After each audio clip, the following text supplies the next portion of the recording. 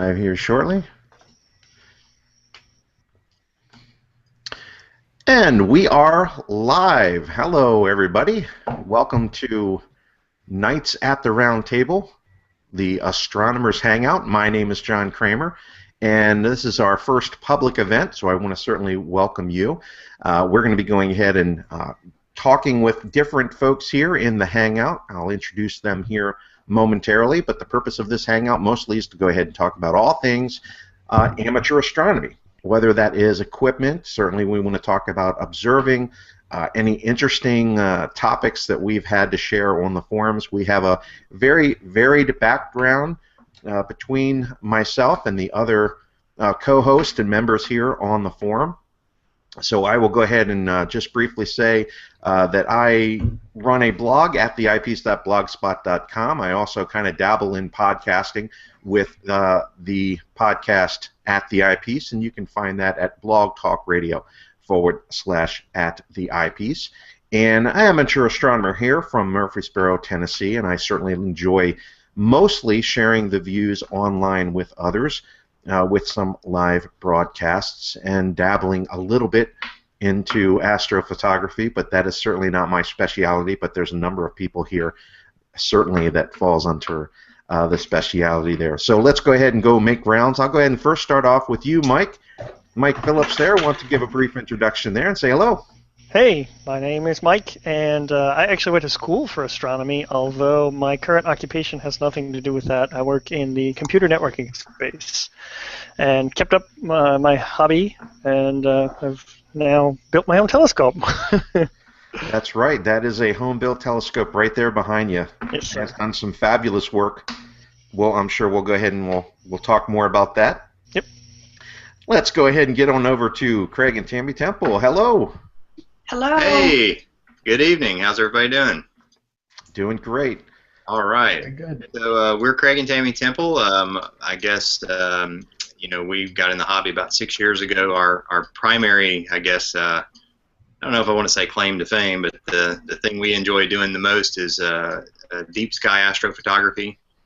Also, we do some solar astrophotography, and we have been known to dabble in planetary, although it is absolutely not our strong suit, but it doesn't keep us from trying.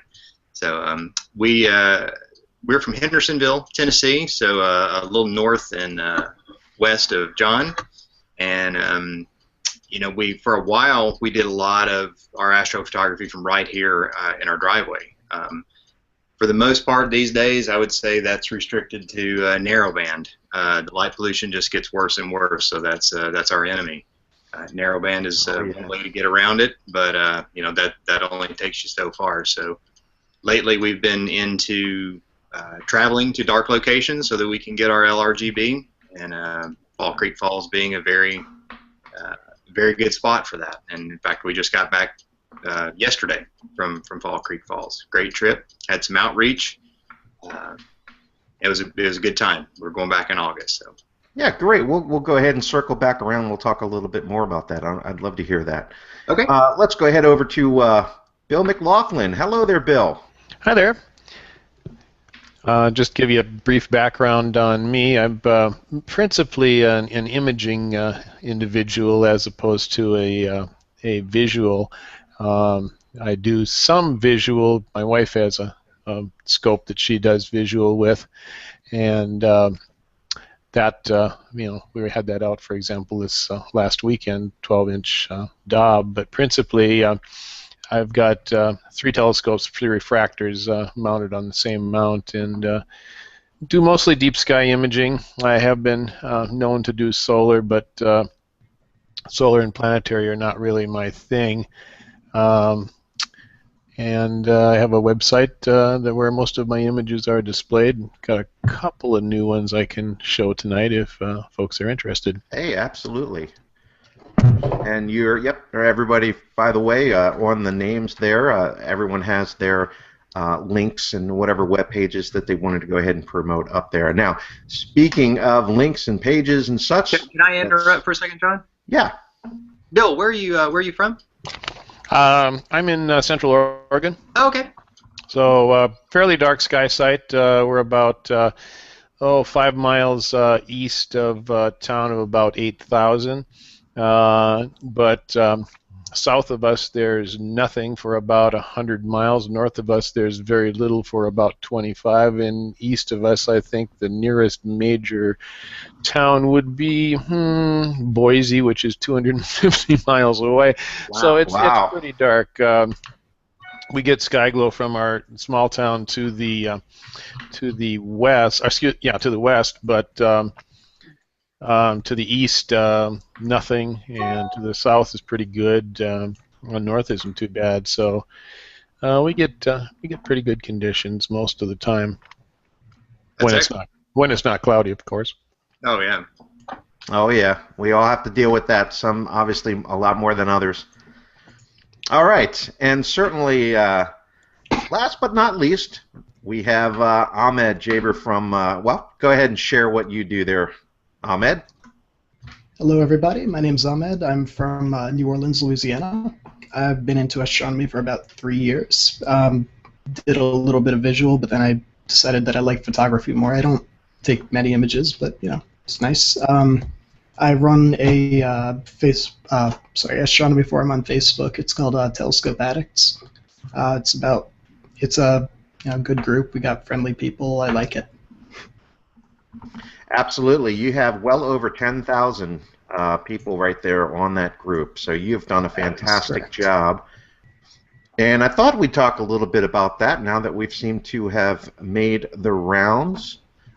If you have not checked out Telescope Addicts on Facebook there, I highly recommend that you do so.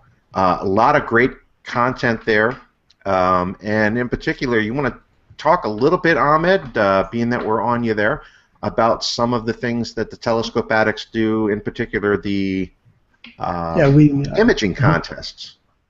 We do bi-monthly imaging contests. It's divided into 3 tiers based on experience level. That way everybody gets a fair shot. The winners of the contest get shown, their pictures are shown at the top of the page as their group banner, which I'm trying to see if I can find a picture to screen share, but yeah. Oh, no problem. Right. We can go ahead and post that up too. I can go ahead and do a quick share out if you want from my Facebook page. Thanks. If that would be, no problem. So let's go ahead and do that Yeah, one. I'm not sure how to do this. No problem. All right, so let me go ahead and share that out real quick. I think that's the page. Here we go. Yep, there it is. Yes, so here is the Telescope Addicts. With my plug Facebook right on top. page. Let me unpin that now. Done. So plenty of good content in there. Feel free. There's a number of really nice posts on here. In fact, one of them, I'm going to scroll down because actually one of those was a topic that I wanted to kind of bring up.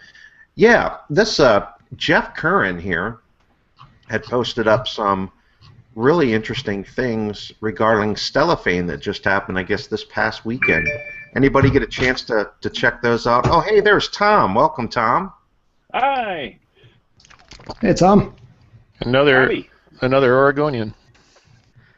Oh, trying to. It's a warm evening over here in Beaverton. Can you guys hear me okay over there? I'm trying to get my. Why don't you go ahead, Tom? Put up your lower 1/3 if you remember how to do that. Yeah, that's what I was just trying to do here. All right. Yeah, move on over to the left. You'll see your little window menu options pop out. Hit Control Room there, and then you should see a circle with the silhouette of a head, and you should be able to pop it in there. And it's Nath, right? Tom Nath, right? Nathy. Nathy. All right. Thank you. All right, vowels. very good. Okay, I got control room around here somewhere. There we go. Oops, come on. Oh, by the way, too, I was hoping that Stephen Ramsden would be able to hop on in here, too, from the Charlie Bates Solar Astronomy Project, if he's listening. Stephen, if you want to hop on in, by all means, come on in and join us. We have cookies. Yeah, unless they're cleared. Unless you've cleared their cookies, then you're Some out. Tim Tams. Tim Tams. Tim Tams. Yeah, I have to say it's pretty hot here too, Tom. It's 90 degrees right now, and if you look at my feed, you'll see the thunderstorms over toward Bend. Oh, I've yeah. Oh, yeah. got the observatory open, but I'm kind of, well, it'll close itself if it starts to rain even a little. But Oh, wow. Yeah. I don't know about the it's, Tennessee folks, but it's in the 80s here in North Carolina, which is actually really cold for us. We should be like pushing 100. Oh, I tell you, it's been very enjoyable here the last couple of yeah, years. it's Comfortable. my thermometer says 93 out here. Wow. For some reason, I can't get the lower third to work, but that's Well, that's all right. Why don't you tell us a little bit about yourself there, Tom? That way everybody knows. okay. And move on here. Well, I'm a amateur astronomer over in Beaverton, Oregon. I, like most other folks, I have my own little observatory that's in another community over here in a little place called Scappoose. It's about a half-hour drive from me. It's on a friend's property. And I've been observing for roughly about 10 years, and I get into just about anything. When I can, anyway. Right now, I did a bad thing and hurt my telescope. I did the unpardonable sin of leaving it on while it was tracking and walk away from for a week. So, the scope, it burned out the azimuth motor, burned out the motor controller board, and I don't know what else happened. So it was a very expensive mistake. What did it wind itself like a yo-yo around? Yeah, wound itself around. Yeah, because I didn't have I didn't have the slew limit set and cord wrap, and it just went until the cord couldn't go any further, and it did nasty stuff. All right, so there's our safety tip for the night, folks. Don't leave your scope going for any prolonged period of time, especially not a week long, while it's trying to track. So, all right, there we go. Good safety tip already. No, I wanted to. So I'm going to get back here to something that was on Telescope's attic, and I love seeing this. Is a lot of innovation at Stellophane, because if I'm not mistaken, isn't Stellophane primarily for folks that build their own telescopes? And look at the design here on this thing. I mean, that is just a very interesting design. Yeah, very interesting design. You know, there's a gentleman by the name, I think I want to say Alan Fuller, or Fulham. He does a lot of great designs. I might be able to find that. But I just saw that picture. I said, wow, that is a really cool. I wish I had the ability to design and make something like that, because that is just really innovative and cool looking. Yeah. Yeah, really. I'm sure as nice to look at, it's probably just as nice to look through. Absolutely. So extendable legs. Contrast. Yeah, straight light. Yeah, you'll get being open-ended like that, you'll probably get a little bit of that. But hey, everything has its a little bit of trade-offs. But that is just really cool. That is very definitely worth it. Yeah. Well, I like the privy in the background. Oh, the little shed back there? Is that what you're talking about? Yeah. Mm-hmm. Yeah. Portable computer station looks like. Yeah. He's got. Yeah, I didn't even notice that until now. That's a refractor. Oh, I see. Going into the viewing booth there. Yeah. I wonder if it's a solar. It looks almost like a solar telescope, maybe. That's clever. He's in the dark there. I'll have to see if there's. Let me see if there's a closer image for that here. It doesn't look like it. Well, I'm wondering if that thing. Huh. Just the guy sits in one spot and the whole scope just moves around, so he doesn't have to go all over the place. Yeah, I mean, it looks like there's a base to the whole building too. I wonder if the whole thing must rotate around. That's another interesting design there. I'd have to find out more about that. Absolutely. Yeah.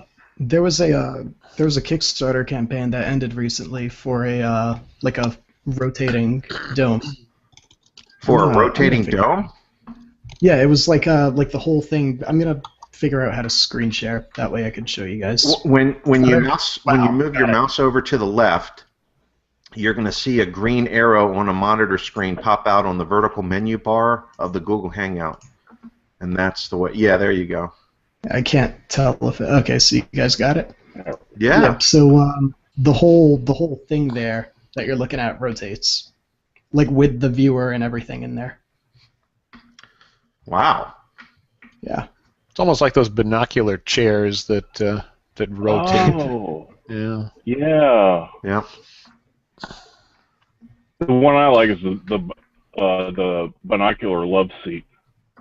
Somebody made just gargantuan thing for two people to sit on. Yeah, those are pretty nice too. Yep, I've seen those. I always thought about making one of those, but my eyes are too bad at my age, so I think imaging is more appropriate. Yeah, and we can expand upon that. Imaging certainly has exploded. Tell us a little bit about the folks that do their imaging here. Maybe we'll start off with you, Bill, if you want to talk a little bit more about some of the equipment that you use. I know you had that live shot up there a little while ago, and if you want to talk a little bit about the equipment, your techniques, and all that good stuff, I'm all ears. Yeah, I can switch back to the equipment here real quick. There we go. I've got the observatory about the roof half closed right now because that might decide to dribble on me. So I'll go ahead and open it back up a little bit so we can see it better and zoom in with actually basically just looking at my security camera here, which I also use for checking the equipment position and that sort of thing. Mm-hmm. I've been to Bill's observatory. I wish I had. Yeah, you were out here with George, right? Yeah. Yes. Yeah, George is. He was out here last Saturday. Tom Carrico from another imager from Corvallis spent the weekend here, and we're doing a cooperative image right now. What you're seeing at the top there, if you look at the scope, way in the back is kind of a square thing. That's a flat panel, which is controllable from the house, so I can point the scopes toward that in order to take flat field frames to correct for vignetting and such. On the very top of the top white scope is a little guider that I don't use too much. Mainly I use that if I need to track on the head of a comet or something like that, where I can guide on something where I need an external guide scope that uses a little S-Big camera, the red thing on the back here, and a little S-Big guide scope. I think it's 100 millimeter focal length, so it's pretty short. Underneath that is a Takahashi FSQ 106 f5 telescope. Use that one probably more than anything. On the back of that is an STT, S-Big STT 8300 with a self-guiding filter wheel. The red part is the camera, and the black part is the self-guiding filter wheel. Nice camera. Below that is basically the same camera, same filter wheel, different set of filters, and then that's mounted on a slightly longer focal length Takahashi, which is a TOA 130, which is 1,000 millimeter focal length. Below that is a Stellar View Raptor 105, I think it is. Yeah, it's 105. I sound confused because I don't use that scope very much. Mainly, I just put a DSLR on the back of it once in a while, which means it gets used about 4 times a year. But it's a pretty good scope too. I just don't get a lot of opportunity to use it. And then that all sits on a Paramount ME, one of the older ones. And it's been a really good mount scope combination. I have it set on a. I'll see if I can move it around here. Let me go to my control here, and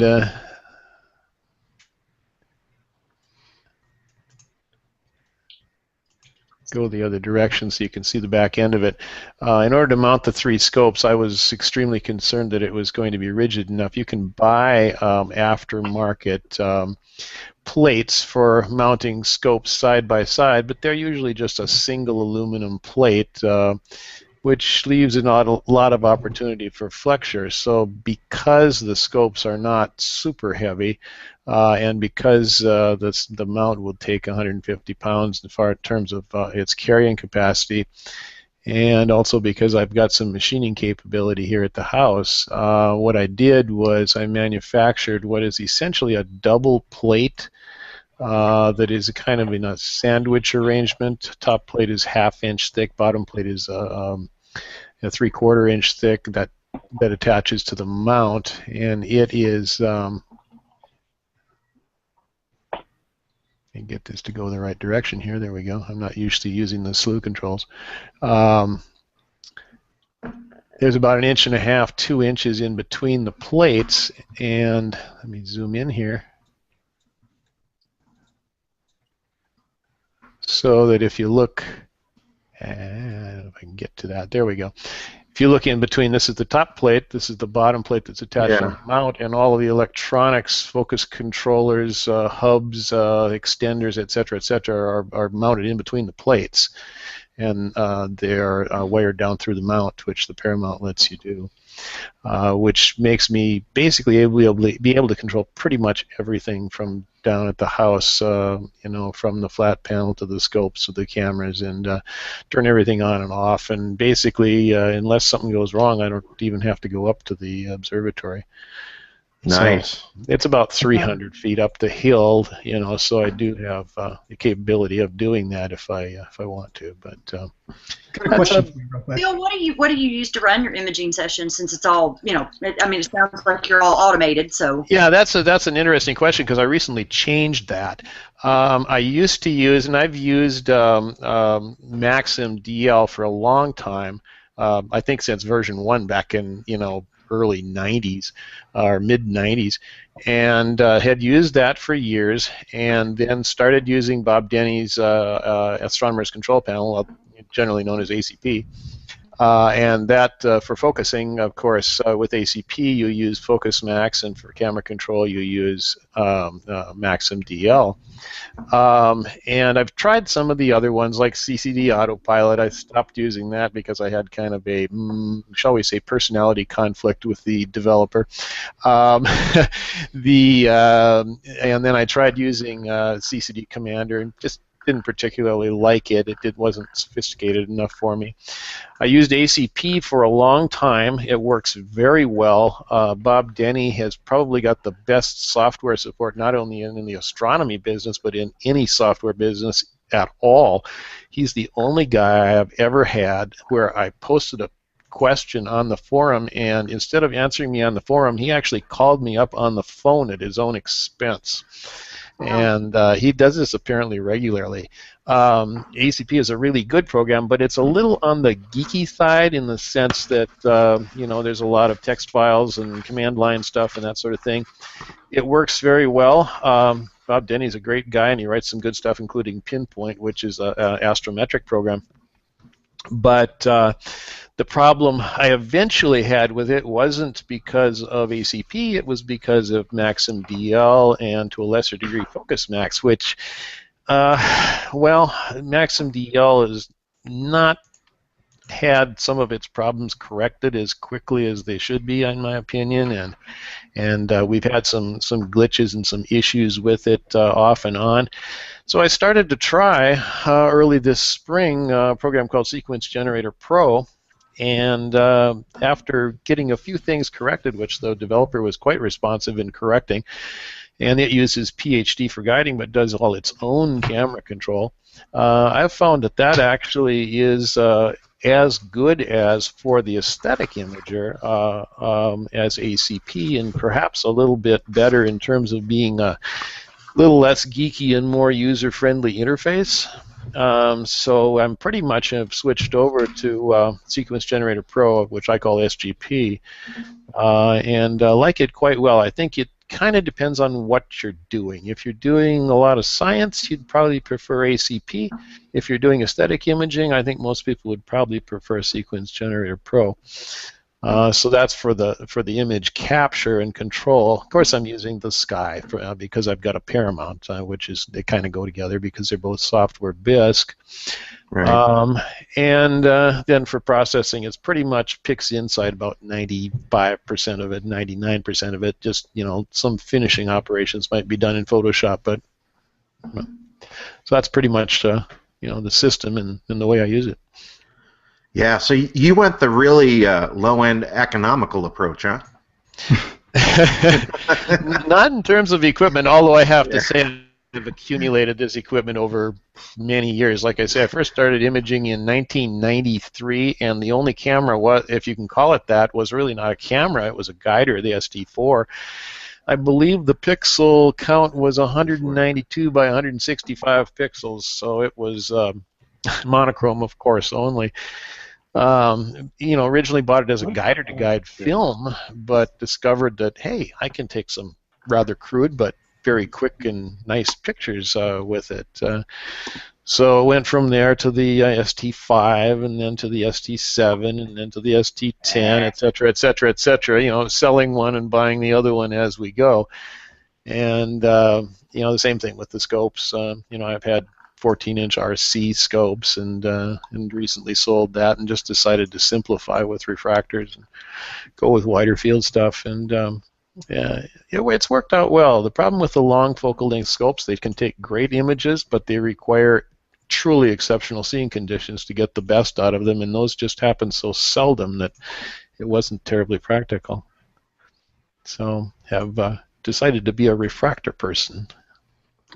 Well, very good. Now, as we're kind of moving around here, Craig and Tammy, you want to share a little bit about some of the equipment that you're using for your wonderful astrophotography as well? Sure. I went over here to see if I could. Let's see how this works.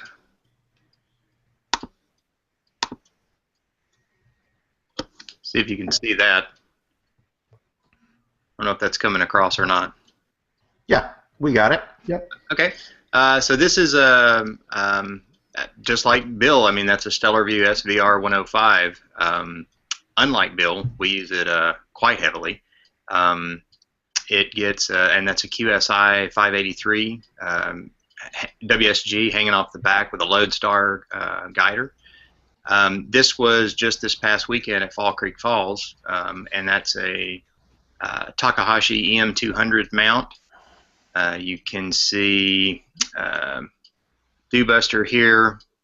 That's a micro-touch autofocuser or electronic focuser control on the other side.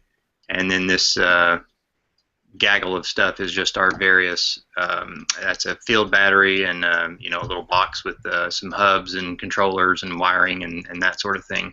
Yeah, because we still do everything like the dinosaurs do. Yeah, Tammy. Yeah, right. I'd like to about the 105. I kind of like to inject, and I'll let you finish what you were saying, but just remind me when you're done. There's some interesting issues about the carbon fiber tubes versus the metal and the which would be the Takahashis versus the other. I've run some tests on thermal change, and the results are, shall we say, counterintuitive. So, anyway, I'll let you continue. Yeah. I think I know where you're going with that, and I would have to agree that we've seen some weird things, but this is, we do everything. We don't have a permanent setup, so everything we do is set up and tear down. Even from night to night. I mean, when we're imaging from home, of course, we're setting up in our driveway, so we have to tear down, or unless we don't, want to go anywhere. Yeah, we set up and tear down, and everything is, I've taken some pretty good links to make sure things are portable. I mean, I've got lots of boxes, and I think I may own some stock in Pelican cases, but I'm not sure. But I sure have a bunch of them. I would think I have to own a chunk of the company. Yeah, we've got lots of cases. We take things with us camping. As we were talking earlier, John. We go like to travel to dark sites and take our gear with us. So we kind of Tammy and I had tossed around the idea of maybe upgrading, getting a little bit bigger mount that could maybe take some more weight, but I think from the portability standpoint, I think that's about as big as we care to go to move things around and be kind of easy. So Yeah, John, and that image there is at Fall Creek Falls. That's the observing area at Fall Creek Falls, which is a state park right here in Middle Tennessee, just to the southeast of where I'm at. right. And pretty good site there for outreach. Now, I'll come up here, and this image here, is that coming through for everybody? Yeah. Yeah. Okay, great. Gorgeous. Craig and Tammy took this, so why don't you talk a little bit about this awesome image there, Craig? Yeah, so this is obviously the row area, Antares. We took that and we went down to the Natchez Trace State Park, which is southwest of here. We did that over the 4th of July. That's another good dark location if you'd like to go and camp. They've got a couple of security lights, but the camp host is very accommodating. In fact, he's willing to go turn them off as long as nobody cares. So, they're real cool down there. They like they like having us around. He likes to come around and see what we've done and what we're doing and talk to us about it. So there's some interest there. Cool. And the week we were there over the 4th, I mean, we had people.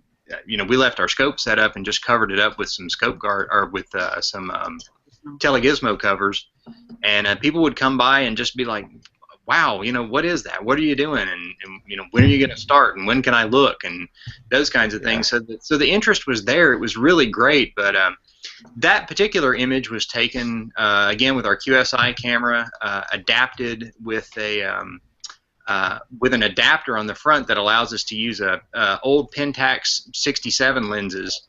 One of the reasons that we like those is they have a huge image circle. So you don't have to worry about any kind of vignetting or anything like that. And they're manual, and you can find a ton of them on eBay for cheap. Any kind of, size that you want, wide angle, telephoto, whatever zoom lenses. I mean, they've got just there's a zillion of them out there. Right. They're good, heavy, nicely built lenses. If you can get a good one that's doesn't have any fungus or anything, but they're really nice lenses. And this image was done with 150 millimeter Pentax. Yeah, 150 millimeter lens. In fact, you can see the funky diffraction spikes around Antares up there from where we stopped it down a little bit. But I was wondering how you got those on there, if that was an after effect or what. That's actually the aperture blades. The iris. Yep. Yes. Oh, okay. And just in case you guys are interested, when we go to Fall Creek Falls and or Pin Oak at Natchez Trace, with good nights there, we easily get 21 plus readings on the sky quality meter. Yeah, 21 plus. I think that night at Wow. when we took this image, it was 21. 17. Yeah. Awesome. Ironically, John, this past weekend up at Fall Creek Falls, we were dodging clouds, but when it was clear, we hit 21.37. Yeah. So it was very dark. Very good. So. Of course. So, All right. as someone who doesn't know sky quality meters, because I'm a planetary guy, can you give a brief? It's a little gizmo, and basically, it's got a button on the front. You aim it up at the sky, and it takes a measurement of the relative darkness of the sky. So, say 15, 16, 17 is, pretty bad. 18, 19, 20 are fairly good skies. 21 plus is outstanding, and I think by definition in the manual, if it's 22 or 23, that's literally unheard of. In fact, they say I don't think there's anywhere on Earth that would register that dark. So 21, 21 and a quarter is pretty doggone good, particularly for around here. Nice. And just another thing to clarify on this image was LRGB only, no narrowband in that image at all. Yeah. Ah. All right, very good. All right, so Mike, I wanted to hear a little bit about your setup there too in the background. Why don't you go ahead and talk a little bit about that? in your work. Sure. I see a telescope. Nothing to see here. Yeah. Well, so so the funny thing is I picked up astronomy as a hobby when I was in high school, and I had a small refractor, and I think the only thing I could find were planets pretty easily. When you're at, the cheap department store ones are F15 and above, so they're not real good like quality like the ones that you guys are using for deep sky work. So planets were easy. You could slap a high magnification eyepiece in, you could see bands of Jupiter and the rings of Saturn and things like that. So I went to school, learned a lot more about stuff, forgot everything when I got into computers and IT. And then when I picked it back up, I picked everything back up with the mindset that I was going to continue to do planetary work. And I had my eye on I'm kind of like Tammy and Craig, where I set up and tear down every night. I have a lot of trees around where I am, so I said I want to get an 8-inch scope. So I had my eye on the single-arm fork from Celestron, which I think is parked in the corner. I'll bring that out a different night. But I started with just visual work, just doing planets, because that's what I knew and that's what I worked on. And I would go and compare my own eyes results from my head and memory. Maybe I would sketch it out sometimes to things I would see online, and it was never the same. I said, what am I doing wrong here? I have an 8-inch, and this guy's got an 8-inch, or this girl's got an 8-inch, and nothing looks the way these pictures look. And then it dawned on me, and I should have known this because I went to school and I studied quantum efficiency and all that sort of stuff, that they were using cameras and I wasn't. So I went down that slippery path of getting into buying webcams and industrial cameras that were more sensitive and had higher frame rates, and that slippery slope of imaging just sucked me in and ate me alive. That's a good one there. So and I got to build myself up through the 8-inch, and I got bigger and better cameras, and I got to the point where I was pretty much, I would say, comfortable with what I was doing. I would maybe at the top of my game. I mean, once you've mastered some of the basics, and I think we were talking last time about how it's a lot like fishing or any other hobby where you just got to go out and you got to do it. And the more you do it, the better you get at it, the more you understand principles of thermal stability, of collimation and focusing, and the basics of seeing, because everybody says seeing is king, and you don't really experience it in its goodness until you've experienced a lot of bad, and you have to go out enough times to see this distribution of weather patterns that you get. Maybe you get one perfect night every 4 or 5 years, and most of the nights are average. And so once you get to understand a lot of those things, you get really good at imaging, and you know where your sweet spots for your settings are and things like that. And it was around that time, I think it was about 2009, maybe or 2010, I'd had my 8-inch scope for 3 or 4 years. And I said, okay, I think I know what I'm doing with this thing. I want bigger, I want better, right? Everybody gets aperture fever at a certain point. And that's when I started thinking about maybe getting a C14 from Celestron, because 14 was pretty well portable still. Anything above 14 inches was maybe not so portable. But I was looking more at it. I said, I own a Schmidt Cassegrain already. I know some of the things that I don't necessarily like about it. It's a closed tube as opposed to an open Newtonian design. But I couldn't find a 14-inch Newtonian that I really liked. There were some good ones overseas, but I didn't want to deal with overseas shipping and payments overseas in different currencies. And so I said, I know who's got a really good Newtonian that I really admire is Anthony Wesley. So I started nagging him at every turn, and he was very helpful. And at one point I said, look, just sell me your 13-inch. I'll deal with that one. He says, no, you don't want that one. It's all banged up. I don't even think I would know how to ship it anyways. So I said, all right, well, I'm going to copy your design as much as I could. So if you compare my telescope to Anthony's, there's a lot of similarities, and that's the reason why. So I started with a mount and found the max capacity of the mount that I wanted and just designed the scope around that. So I have a Celestron CGE that is rated for 65 pounds, and I pushed it to the limits. I had no intention of doing any deep sky guiding at the time, and said 65 pounds coming from a single arm fork, and you touch it, focus it, and it kind of wobbles a little. I can tolerate that. I mean, I had some pain points that I was accepting of. And so built grabbed the mirror manufacturer, grabbed the secondary, put it all in a little spreadsheet with the weights and the costs and everything else, and made it all work. So I never thought of myself as an amateur telescope maker. I've never been to Stellafane before, but I was determined to get what I wanted out of it, and I think I got a pretty good result. So. Well, I think so too. I just posted up there your Mars 2014 retrograde colors. Yeah.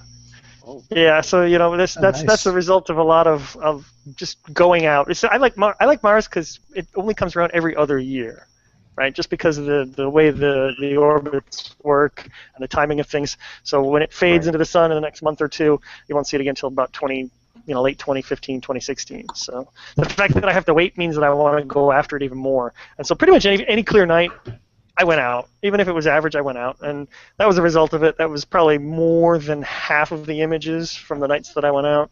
Right. There were a bunch that ended up on the cutting room floor, as it were. And it was interesting to see them all together. I find, at least for planetary work, when you're in the middle of the processing phases, a little stare and compare side by side actually really helps. You say, okay, this is too much or this is too little. And you go, okay, what about the colors? Colors match up. So putting them all, I think there was 18 or 19 images on that set there. Putting them all together was kind of an interesting task. And then Sure. to step off of that, I took all of them together and made a little rotating full globe map. Which was Yeah. If you had a link to that, I don't have that handy, but oh yeah, let me see if I can just find that. awesome work. Awesome work with that. Now, Bill, did you have something up there earlier that you looked like you wanted to I share? did have something up. I just was I brought this up right now because they were talking about the sky quality. I don't have a darkness of sky meter because it's pretty dark, so I'm not, I'm in a fixed location, so I'm pretty much Right. what I see is what I get. But what is useful is if you look at the screen now, I have the one thing I have is a thunderstorm off to the west. You can see it's pretty big. That is. Yeah, it extends all the way over the mountains. A cloud sensor, and you can see it just got cloudy here recently. But the more critical one is where it says Raptor Ridge Current Seeing. It's a Santa Barbara Instruments seeing monitor, and it at night when it's dark, and this shows last night's, and you can see there's some breaks in it because it was cloudy off and on last night. But what it does is it stares at Polaris all night, and it takes a series of images, and it measures basically the jitter or the stability of the seeing. And that lets me know, do I want to take color images? Do I want to take luminance images? And although you can usually tell that from looking at your guiding or take some images and look at the size of your stars, this kind of gives me an idea of, scientifically on a measurement capability and a continuous real-time capability, what it's doing. So it gives me a little bit better idea of, what I want to be doing that particular night. That's really interesting. Yeah. Now, it's been a very useful. Pardon? What again is the camera that you? It's a Santa Barbara Instruments seeing monitor. Oh, and all okay. it does is mount on a post, and it communicates, I believe, via serial. I think as I recall, it's serial because it's such a small chip, and it only cycles a small percentage of the time. And I've got it running through a USB to serial converter down to the house. But it basically comes on at whatever you've got time you've got it set. I think I've got it set to come on at 10 o'clock and go off at 4 in the morning, and then it will generate the graph, and I upload that to the website periodically and can monitor it. But Santa Barbara Instruments makes it. Very interesting. Yeah. I think it's a couple $1,000s or a little more, something like that. But it's been very reliable. It runs, really well. For the first year I had it, they were having some problems. It was burning out chips right and left. But Santa Barbara is one of those companies that honors their warranty even after it's expired.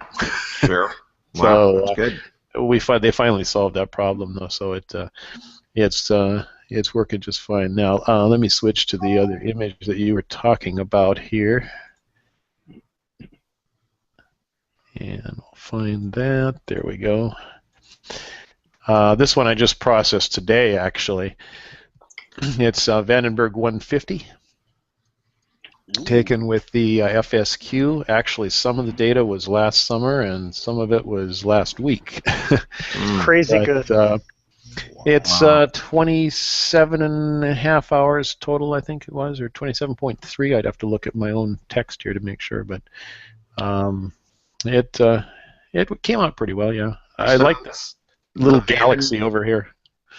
Oh, where's the galaxy at? Oh, yeah, I see it. Right In there on far the right, kind of. Okay, yeah. Right about Yeah. the star. So the Vandenberg is a catalog of just, what is this, dark nebula? Pretty much dark nebula, yeah. Okay. Mhm. All right. And there's a lot, if you look up other images of Vandenberg 150 on the web, or Vandenberg objects in general, in fact, you'll find that some of them show just this main central area. Some of them show much more clearly the fainter stuff, and you can see there's some faint nebulosity here and up here, and over on the upper right. I'm one of those people that I'm really more interested in seeing the main object, and I hate noise in my images. So I would rather, you kind of sometimes have to make a decision. I mean, even with 27 hours of exposure time, you're going to get noise in the really, really faint stuff, and you can do more exposure, but that's a diminishing returns sort of situation. So at some point you kind of have to make the decision of, do you want to show more and have more noise, or do you want to show less and have less noise? And I tend to go for the less and less noise, because I see these images on the web sometimes that are just grainy, and I go, it kind of makes it's like fingernails on a chalk on a blackboard to me. Something about that. You work so hard to get rid of the noise. I just and PixInsight does a really good job with its noise reduction algorithms, but there are limits, to Craig, what you can do. Don't you guys use that? PixInsight, I think, right? Yes, we do. Yeah. Okay. Yeah, we're still climbing the learning curve, but getting more proficient with it each time, and I've gotten comfortable enough with it that we pretty much use that for kind of like what Bill was saying, for like 95 to 98% of the processing, and then some final tweaks and stuff in Photoshop. So. Have you got Warren's videos? Oh yes. Oh yes. Yeah, well, he's without those, I would be, probably much more lost than I am. I mean, there's some guys that have free videos out there, and some of them are pretty good, Harry particularly, but Warren's videos are just, spectacularly well done. Yeah. Yeah, they're fantastic, and I have kind of stumbled upon some things here lately that it's kind of like, you know what, I just don't know if we've got hours and hours to just search the internet to find out what each and every little button and slider and everything does. So I was playing with some things in one of the tools the other day and was like, I'm just going to see what this does, and it happened to be something that was good. Now, I haven't had the opportunity to do enough processing to say, okay, that's repeatable. It's good every time I do that, but I lucked up onto something the other day that turned out to be a good thing. So some of this every once in a while you'll do something, I don't want to say by accident, but you'll try something that on a situation where you weren't really too clear about how it worked, and it'll actually work, but then you have to figure out why it worked, which is because not always easy. Yeah, that was my point about, I haven't had the opportunity to do anything to find out if it's repeatable. So. All right. Now, to the other end of the spectrum here, Ahmed, I know you kind of dabble in some astrophotography, right? Yeah. And you have anything that you want to share up at the moment, or? Sure, why not? I'm way out of my league here, though. But see, that's the great thing, though. And the purpose of this Hangout is to bring in people with different backgrounds, because I'm in the same league with you. I don't do really any astrophotography, so to speak. I do mostly the live imaging. In fact, someone mentioned here, Michael Jobin in the Q&A mentioned, hey, what about the virtual star parties? And yep, virtual star parties, which are usually hosted by Fraser Kane, are on here on the Google Plus Hangouts. I know that they've kind of cut back on the frequency of those, but that was a lot of fun. And I think Michael's even talked about it too, where we could use these opportunities here in the Astronomers Hangout here to go ahead and even share some live views, because to me that's really important for everyone out there watching to get involved with the hobby. They don't have to have all this fantastic equipment that Bill does and Craig and Tammy does. They can do things. Just get out and observe, even if it's with a pair of binoculars. That's what I want to encourage people to do. But while you're looking it up, Ahmed, if you want, or if you have something in particular that you want to share, I'll go ahead and pop back on over to me. Now, I'm sure this is probably going to irritate Bill because this is a little bit noisy, but this is a live image. This is with a new setup that I've had for a little while. This is with a Lodestar X2 guide camera with a software called Lodestar Live. And this was a 30-second exposure right out back at my scope setup. And for me, this is exactly what I'm going for, because I want to have these objects visible to me and enjoy it visually, as well as share that view with people if possible. And of course, the internet, Google Plus, Hangouts, Night Sky Networks permit this. I mean, to me, I'm thrilled with this type of image. I mean, it's got the IC, I think that's IC 1296 Galaxy. Barely visible, but hey, it's there. This is no filters, and this is a 30-second exposure with a really modest camera. And I'll show you here what my mount and my observatory is, just so that again we're kind of going over the different spectrum here of everything. This is my little mini-me observatory. This is the pier here with a CG5, nice. A very, very low-end mount, go-to mount, and of course that little building behind it is the cover. When the weather's comfortable, I can set up out there, but frankly, I'm actually usually inside, remote controlling the scope with a laptop connected up, outside to it. But that's kind of what I like to do. And I've had some pretty decent results here. Let me go ahead and I'll share out this other screen here. We got, of course, the dumbbell, and again, this was another 30-second exposure. I mean, that's a fair amount of detail. Again, right there. 30 seconds from your location.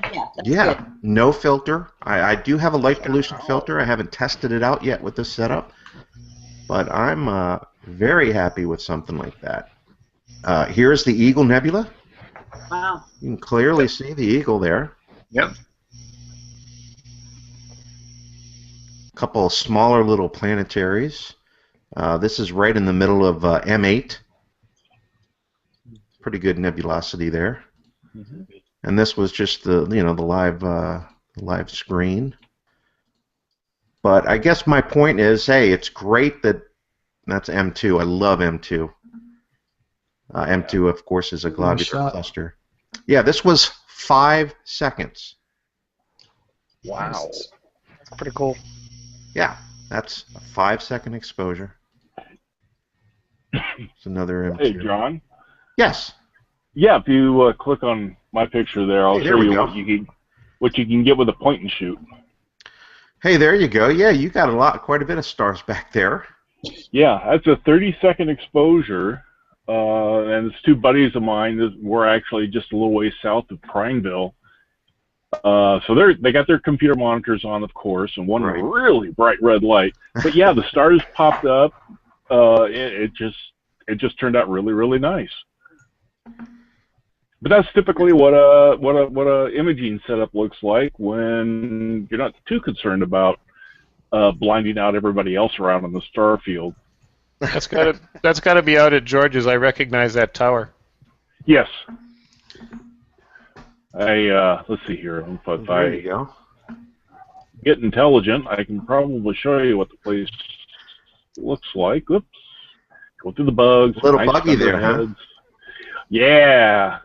Krista, we do have our relaxation. That's a good friend of mine, Howard. But, we have Falling Star Wine. Yeah, I was just going to say, Falling Star Wine, keeping with the good theme there. There you go. Yep. But this is the observing field. That's looking almost due west. So we have off to the very left is LX90 that I have as a grab and go. Way in the background, I don't know if you guys are familiar with this company, but it's called Sidereal Technologies. He makes a really good tracking system, but we call this the Blue Boy because it's quite literally all blue. But we throw all sorts of scopes on this thing, so it's a really nice. It's too bad that we have to. My friend Chuck, who owned half the property, he got bought out, so we got to move. But that's looking off to the west. That is, what is that? No, it's not Jefferson. That's one of the other volcanoes off to the west there on the Cascade Range. So that's up in the high desert in Oregon. There we go. There's the shack and everything. Nice. So yeah, this was a really nice place. Well, you have to come and visit here instead, Tom. Oh, and when you're talking, as we're talking about those mountains, if you look at my screen, those are the same mountains we're talking about that Tom was just showing. There happened to be a Moon-Venus conjunction, and this is again what you can do with simple equipment. I mean, this is my DSLR. 200. Actually, I think this is a 400 millimeter lens, a 200 with a doubler, and just on a regular tripod, not even on a mount. And what I did is I took several shots to get the moon, one so that I could get the earth shine part of it with one exposure, another so I could get the non-earth shine, like the illuminated portion of the moon with another exposure, and another a third exposure to get the mountains and the sunset, and then yet a fourth exposure to get Venus, which again you can see those diffraction spikes from the iris. And then basically just assembled them all in Photoshop to get a, what I call unreal reality, because although you wouldn't get that with a single shot, it does really represent what you see with your eye more than a single shot would. So, you can certainly do that with, ordinary DSLR camera equipment. Yeah, that's an awesome picture, really and that's great. We're basically sharing different techniques, different equipment all across a broad spectrum of what you can do with some different equipment. You don't have to have a whole lot of expensive stuff. You can have a lot of fun in astronomy with some I've got stuff. On that note, I've got something that I want to show. Okay, yeah. And this is another shot of a lunar eclipse done with a very similar technique. This was, I think, a couple of years ago. And again, just a DSLR, took all the multiple shots, but noted in the picture relative to the foreground trees, and this was taken from my deck, noted relative to the foreground trees where the moon was when it started, where it was when it ended, and then took those individual shots, placed them on the arc, again, to give you a representation of what it looked like in reality. Cool, very good. Yeah, that beautiful. Hitting the penumbra starting, and then how it goes into the umbra and that deep color there as it gets lower and lower. Very nice. So what you got there, Ahmed? Coming up right now. All right, can you see it? Yeah, this is from Astronomers. So looks like. There you go. Yeah. So that was taken with a Canon Rebel T3i. That's like the second cheapest DSLR you could get with a 50 millimeter lens, which is like all of $40 on an Orion Mini Q. It's a tiny little tabletop equatorial mount. I put an RA drive on it. It's like an $80 mount or something like that. Wow. It's 240 10-second exposures. I don't know if that's efficient or not. It was a long time ago that I took this one. I think it came out good, yeah. Yeah, the colors are great. I mean, Betelgeuse is just standing out there. You've got Flame Nebula, Orion Nebula. Yep. Horsehead didn't show up because it was an unmodified camera, but yeah. And this is fun. I live right by NASA's Michoud Center, and the Endeavour had flown right over it. So that was just DSLR and 270 millimeter zoom lens. Yeah, that's cool. Nice. And this is like the only good image I've ever taken. That was with. Good. That's a great image. Oh yeah. That's a lot harder object than most people think. Unless you've actually tried, it's actually a very hard object to get. Like yes, it is. You did a good job. Yeah, that's really good. Yeah, nice job on that one, because that one is a toughie. Thank you. That's this is the rig that took that shot. It's a Stellar View 90 millimeter SVR 90. All right. Very nice. I know a lot of people here have Stellar View. Yeah, I was going to say a lot of love out there for the Stellar View. Yeah. And that's just a C-gem on there, and you've got down here a QHY8 Pro, and yeah, you got a little Orion G3 color, which used to be my imaging camera, but now I use it as an auto guider there. Yeah. Oh, yeah. So that's And chronological view of every photo I've ever taken. All right, very good. I see that Ahmed. I saw that ADM plate on there, and Anthony makes some excellent accessories. And unless you know, especially for those of us that don't know anything about machining any metal, he makes just about anything. See, I've been getting into 3D printing my own telescope accessories. Awesome. That's that, Oh, wow. That is going to be there a it is. fantastic future topic right there, because But, I thought of the same thing. that gray thing you see there is it's just a dovetail adapter, but it needed to go on the mounting rings here, and nothing like that existed, so I had to make it on my own. Awesome. Cool. Very cool. What is the material? That's ABS plastic. Ah. Which also, actually, on that note, let me get out of screen share because it's on something I got on me right now. I now own a Hubble telescope. What? Oh, Very cool. That one just finished printing this afternoon. What do you use? A MakerBot or something different? It's a here, I'll show it to you. It's a Zortrax M200 is what it's called. Why is it every time I watch something related to astronomy, my checking account just seems to go down? Open your wallet. That's I made a bunch of notes of things to buy already. So Yeah, you're using bad exactly. influence. Exactly. that's the printer that I use. Cool. And it's really good. It's the second 3D printer that I've owned. The first one was not that great. Well, the interesting thing is Home Depot, I think, is going to start having their own. Either they're going to make, if you bring in your own designs, or maybe they're just going to go ahead and start selling the objects. I wasn't quite sure on that, but anyway, some There's 3D an online printing is service hitting that can do that mainstream. for you. you just had to tell us that, didn't you? Yeah. Oh. There's Yeah, a I think website. Home Depot is selling them. Is it they're selling the printing? Office Depot.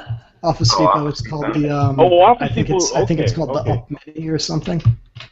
Astronomy can lead you to spend all sorts of money on things that you had never so many. anticipated spending them on. we're so If you look at my screen, this is what I'm building right now. Oh, I can print one of those.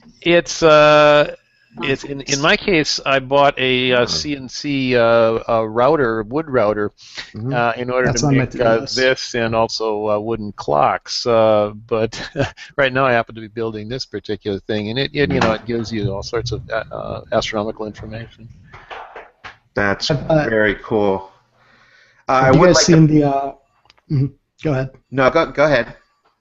Have you guys seen the Orrery watch? It's like a wristwatch here. I got a picture of it pulled up now.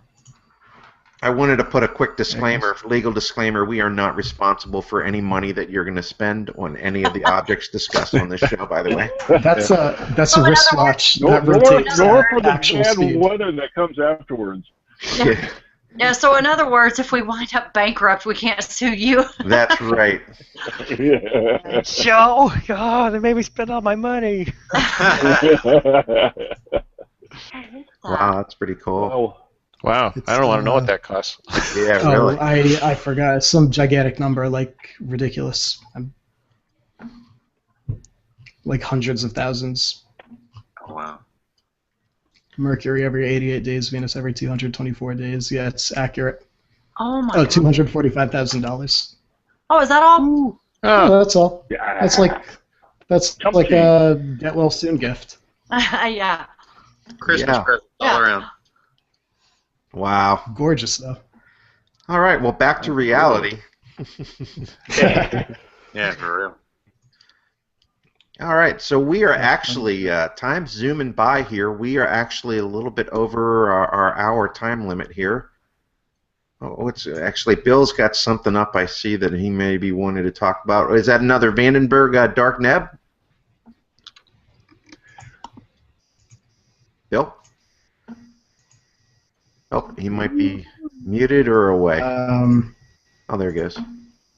Oh, I'm sorry, I'm muted. There we go. Vandenberg 123 is what it is, and one of the other ones I've taken this summer.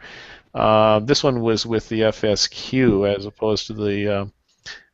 I mean, the other one was FSQ too. I'm confusing what I've processed versus what I'm actually taking right now, but it's unusual for Vandenberg. Most of them tend to have a lot of red hydrogen alpha nebulosity in it, whereas this one has got a lot of blue.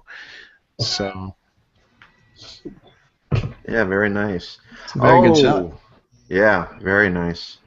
Whoa, what is that? I think Michael's got up. Yeah, I figured I'd Sweet. leave you with my little spinning Mars globe. Oh, nice.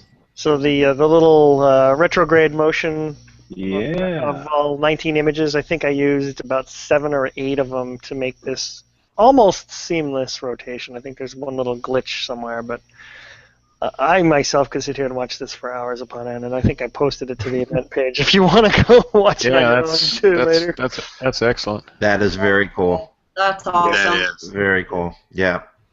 And, you know, the views at the eyepiece of Mars are very pretty. I encourage everybody to go ahead out there and try to observe. Now, as we are wrapping up, I think for tonight's episode, we had a lot of great discussion, more getting to know everybody that will be contributing off and on. I hope so. I do want to leave on one note here.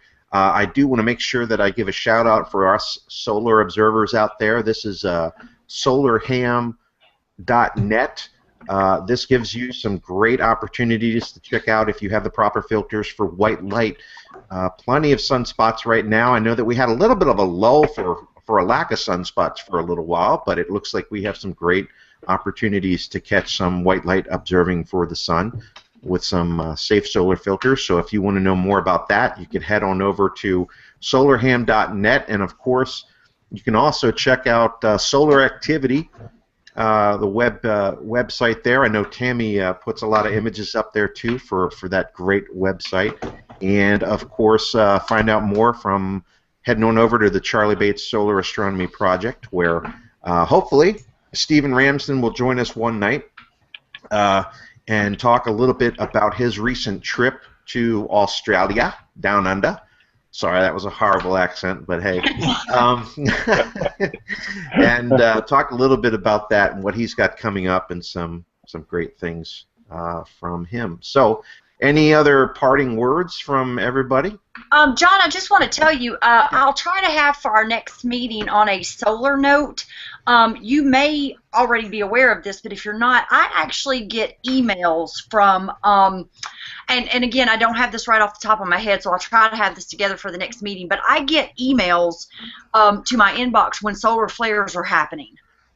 So, you know, nice. For folks who are interested in the solar, especially for those that image, you know, that want to capture those solar flares. But I believe that folks with H-alpha telescopes can actually sometimes see the flares. But I can't remember the site where I get those emails, but it's very easy to sign up. And when there is a flare, it will send the email to your inbox, and it will tell you the type of flare, you know, like if it's a Class C or Class M or whatever, and then when the flare is over, or if it's a very long one, they'll send you an intermediate email to tell you that the flare is still going on, and awesome. Then when the flare is over, you get an email that tells you the flare has ended. So, you know, sometimes it doesn't really do you much good from the standpoint that if you're not already set up, you know, that they happen so fast you don't have time to get set up. But if you're already set up, you know, then they can be really handy for catching those flares, especially for folks that are imaging.